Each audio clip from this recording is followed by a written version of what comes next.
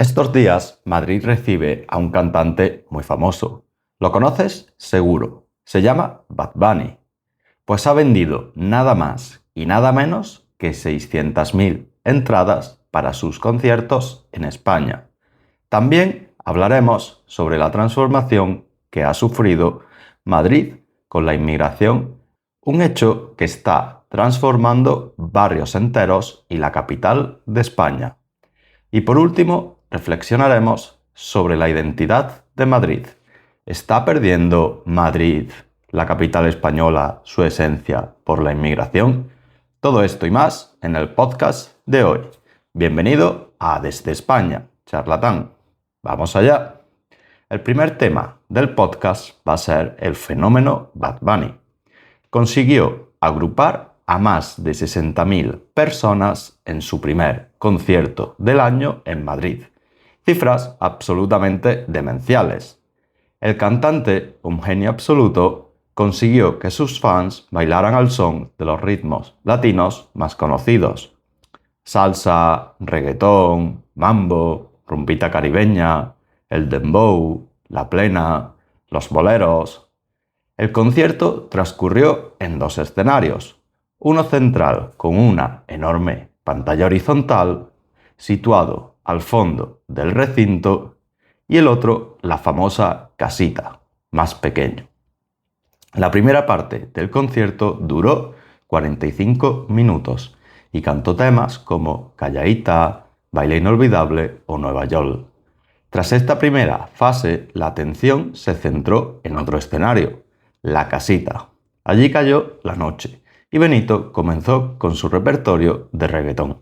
Verdad, Titi me preguntó, Neverita, voy a llevarte pa' PR, yo perreo sola, y todo esto forma parte de la evolución cultural de España. En España, el 35% de las canciones que se reproducen en discotecas, bares y salas de conciertos son música urbana, siendo lideradas por el reggaetón como género principal, y algoritmos como el de TikTok influyen mucho en esta tendencia. Ahora existe la necesidad de sacar una canción con un estribillo que pegue mucho para que se haga viral en TikTok. Y de Bad Bunny y su primer concierto en Madrid, vamos a otro tema muy interesante, la transformación que ha sufrido Madrid debido a la inmigración latina. Madrid supera el 1.000.000 de latinoamericanos, 1 de cada 7 habitantes. Hace 25 años solo vivían aquí 81.000, lo que muestra una velocidad de una corriente que está transformando el rostro y el alma de la región.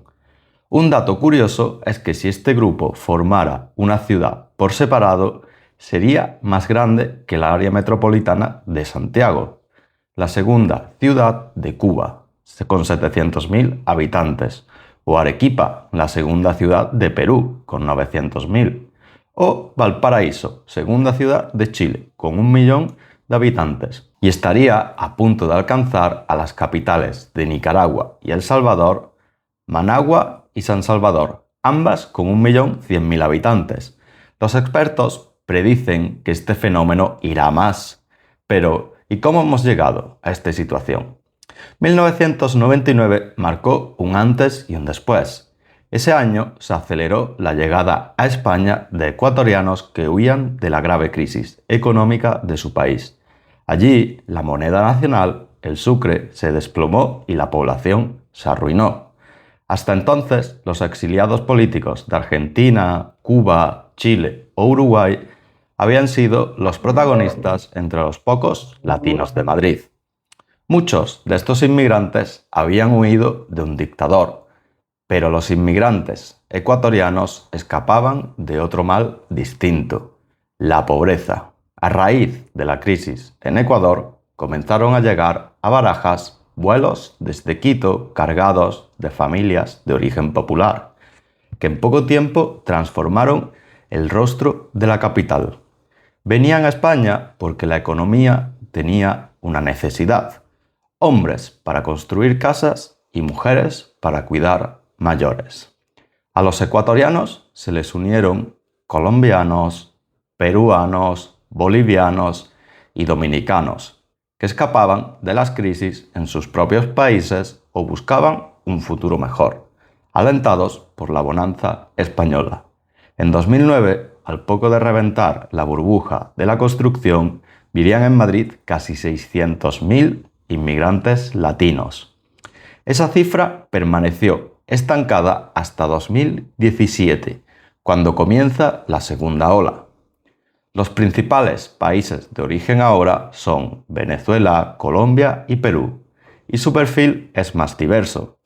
Aterrizan grandes fortunas. El 17% de los vecinos del distrito de Salamanca es latino, según el padrón municipal, y estudiantes se matricularon casi 15.000 de Latinoamérica en universidades madrileñas en el curso 22-23. Tantos latinos ha hecho que se empiece a comparar a Madrid con Miami. La tesis sería que la capital española compite con la ciudad norteamericana para captar el dinero latino. Un ensayo titulado Madrid DF del urbanista Fernando Caballero prevé que Madrid tenga 50 millones de habitantes en 2050.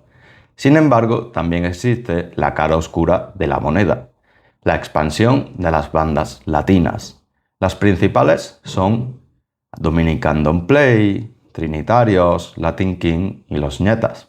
Sus luchas por el control de barrios como Carabanchel, Vallecas o Tetuán, a menudo con machetes o armas cortas, han dejado varios heridos y alguna víctima mortal, alimentando la sensación de inseguridad. ¿Y cómo ha influido esta inmigración en la ciudad? En los bares se ofrecen tequeños, en el metro se escucha hablar guaraní, los supermercados venden tortillas, pero de maíz. Se dice vaina, se escucha el burrito sabanero y en las discotecas se baila salsa y reggaetón.